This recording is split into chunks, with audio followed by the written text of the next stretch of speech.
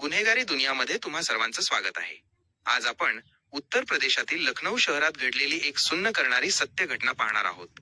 ही कथा आहे एका साध्या भाडेकरूपासून सुरू झालेल्या विश्वासाची आणि त्या विश्वासाचा झालेला भीषण अंत. लखनौमधील महानगर पोलीस स्टेशनच्या हद्दीत निशांतगंज परिसरात 70 वर्षांच्या निर्मला देवी राहत होत्या. सरकारी सेवेतून निवृत्त झालेल्या निर्मला देवी अतिशय शांत आणि धार्मिक स्वभावाच्या होत्या.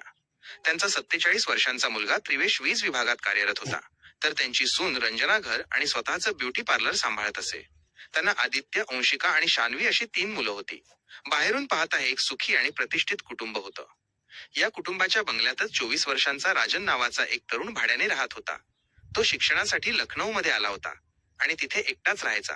सुरुवातीला त्याचे घरमालकांशी संबंध अतिशय साधे आणि मर्यादित होते.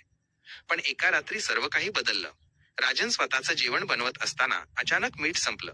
रात्र झालेली असल्यामुळे दुकानं बंद होती, म्हणून तो रंजनाकडे मीठ मागायला गेला. घरात शांतता होती. राजनने हाक मारली पण प्रतिसाद मिळाला नाही, म्हणून तो आत गेला.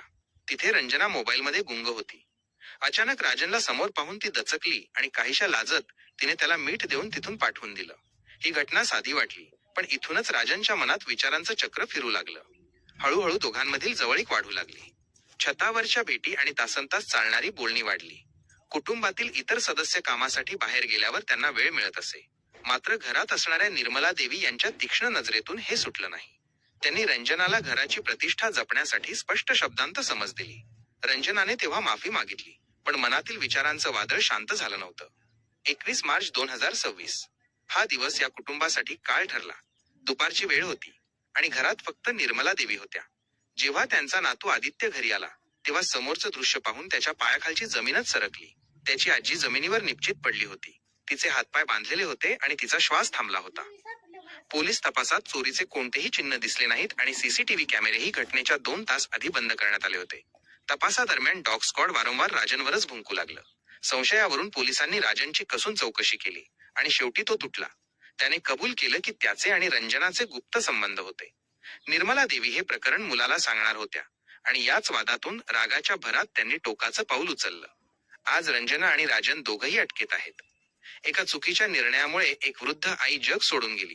2 आयुष्यम तुरुंगात गेली आणि एका हसत्या खेळत्या कुटुंबाची प्रतिष्ठा धुळीला मिळाली. मित्रांनो, विश्वासघात आणि चुकीच्या मार्गाचा शेवट नेहमीच विनाशात होतो.